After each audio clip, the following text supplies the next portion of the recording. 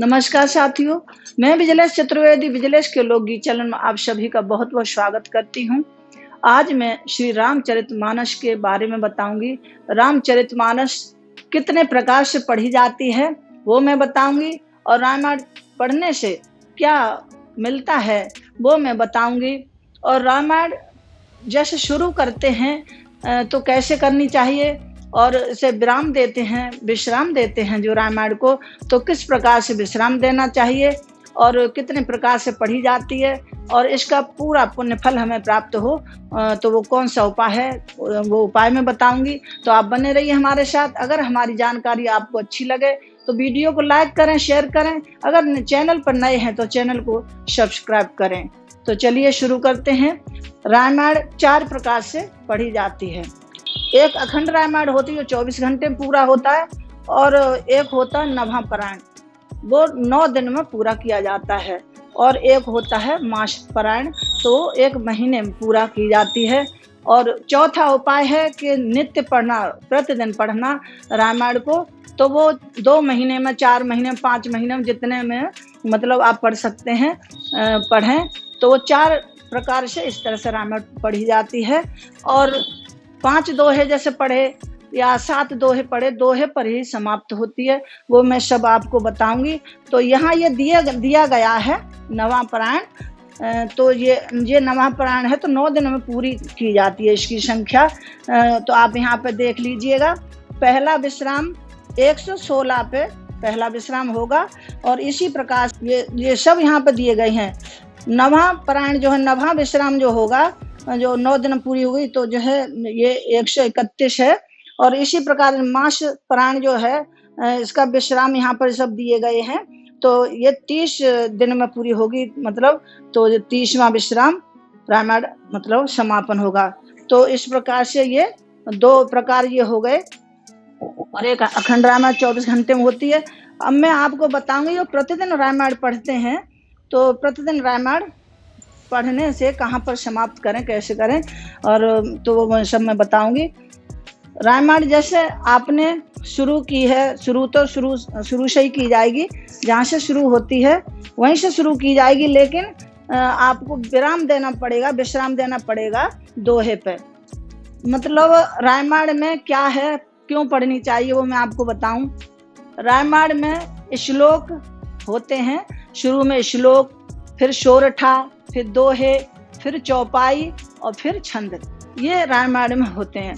तो जो श्लोक है, श्लोक का मतलब है श्लोक मतलब मृत्युलोक, मृत्युलोक में रटना चाहिए, तो उसे सोरठा कहते हैं। सोरठा मतलब रटो। क्या रटो मतलब भगवान का नाम, 2 अक्षरों का नाम, जैसे राम, सीता, राधा है, ये रटो। तो ये सोरठा जो है रटने के लिए बोला। तो हम किस प्रकार मतलब रटें, किस तरह से रटें, क्या करें, तो बताया है 4 पहर रटने के लिए। जो चौपाई है उसे 4 पहर का मतलब है सुबह, दोपहर, शाम, रात है। इन 4 पहरों में आप कभी भी भगवान का नाम रट सकते हो, 2 अक्षरों के नाम।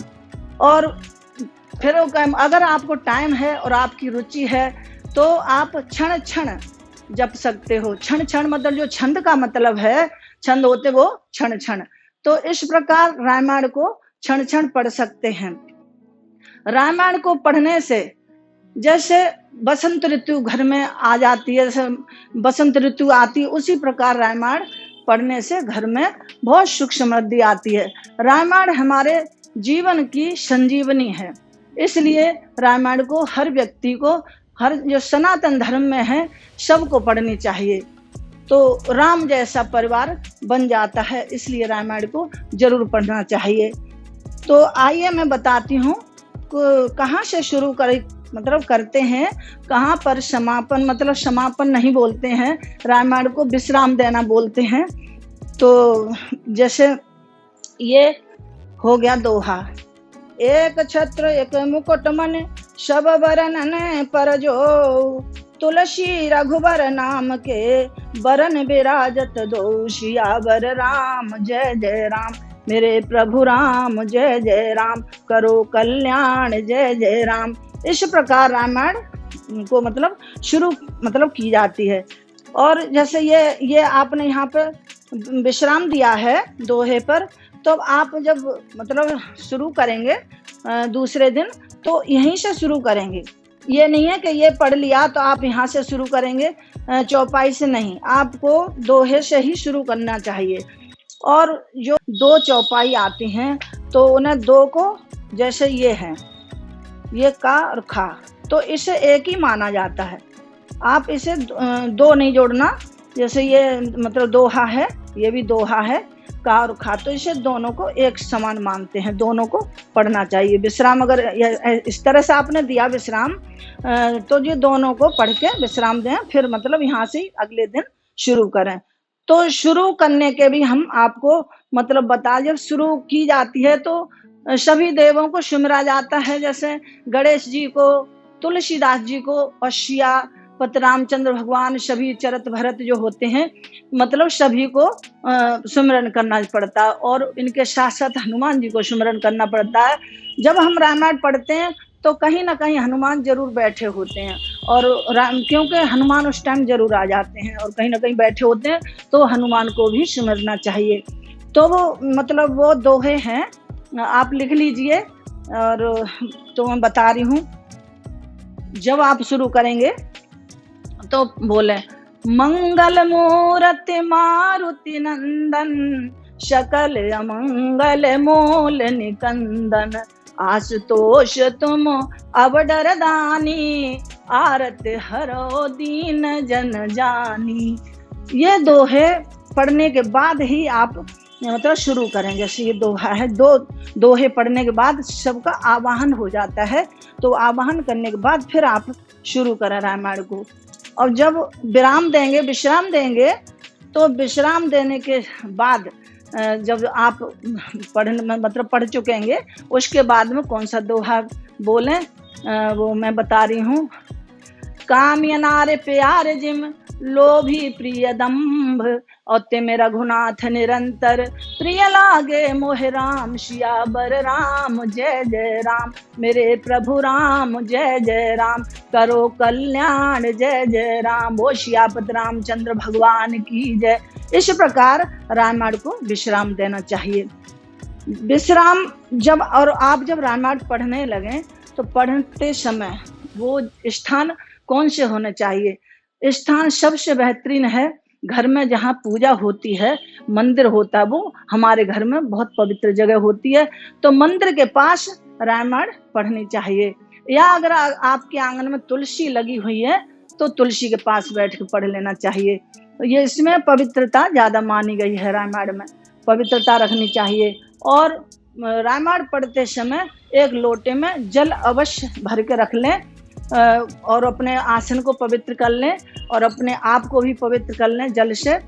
और जब रामायण पढ़ने के बाद जब उठें, तो जैसे ये आचमनी है, इससे जल अपने आसन के नीचे, आसन को थोड़ा सा उठा के और आसन के नीचे थोड़ा जल डाल के, और अपने 3 बार अपने माथे और आंखों से लगाएं, 3 बार लगाएं और बोलें, इंद्र देवताभ्यो नमो नमः।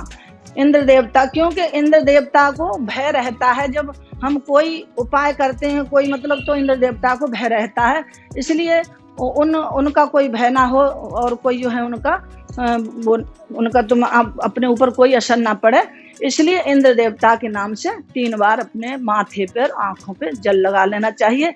और आसन के उठने से पहले उनके आसन के नीचे पैर छू लेना चाहिए, इसलिए इंद्र देवता फिर रुष्ट नहीं होगा। इससे क्या होगा, हमें पूरा फल मिलेगा, रामायण पढ़ने का पूरा जो है पुण्य फल मिलेगा। इस तरह से रामायण पढ़ना चाहिए।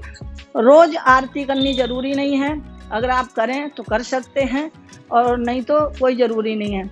रामायण अब आप जैसे अब आपकी पूरी हो जाएगी रामायण, उसके बाद में आप या तो सुंदरकांड का पाठ कर लें, सुंदरकांड का पाठ रख लें और प्रसाद को वितरण कर दें, आप पूर्ण जब हो जाए रामायण जब, और या फिर मतलब सत्यनारायण भगवान की कथा करें और रामायण को रख लें और रामायण का भोग लगा के आरती करके फिर जो है ब्राह्मणों को खाना खिला दें। जैसी सामर्थ्य हो आपको वैसा मतलब कर सकते हैं। और या फिर अगर ये नहीं है तो आप जैसे लड्डू मंगा लिए, 1.25 किलो, 2.25 किलो, 5.25 किलो बूंदी के लड्डू मंगा लें और भगवान का भोग लगा के रामायण की आरती करके और वो वितरण कर दें प्रसाद लड्डू। तो मतलब ये होना जरूरी है, जैसी आपको सामर्थ्य हो आपकी वैसे आप कर सकते हैं। तो इस प्रकार रामायण को पढ़ना चाहिए। और रामायण में जब भी आप जो है पढ़ें, जब आपका जो विश्राम देते हैं तो धागा को लगा देना चाहिए। जैसे ये हमने लगा रखा है धागा, इस प्रकार ये आप जो है धागा को लगा के रखें। जब आपको मतलब ध्यान रखें कि आपको दोहे पे ही समापन जो विराम देना है और वहीं पे ये लगाना है। तो इस प्रकार रामायण अगर पढ़ेंगे तो रामायण आपको आपके परिवार को जोड़ेगी और आपके जीवन में खुशियाँ लाएगी। इस प्रकार से रामायण को ध्यान से पढ़ें और जोत बत्ती कर लें अपना जब भी पढ़ें। और अगर हो सके तो रोज प्रसाद भोग लगाएं, रोज अपने आरती करें और प्रसाद थोड़ा सा रोज बांट दें, तो फिर कोई मतलब वो नहीं है। और अगर नहीं आज रोज आप कर सकते हैं तो आप जो है जब अपनी रामायण पूरी हो जाए तब करना चाहिए। चाहे आप 1 महीने की पढ़ते हैं, चाहे 9 दिन की पढ़ते हैं, चाहे रोज पढ़ते हैं रेगुलर। तो अगर आप कुछ पूछना चाहते हैं तो आप पूछ सकते हैं, कमेंट कर पूछ सकते हैं। तो ये हमने आपको रामायण की आज जानकारी दी है। अगर आपको पसंद आई हो तो वीडियो को लाइक करें। जय श्री राम।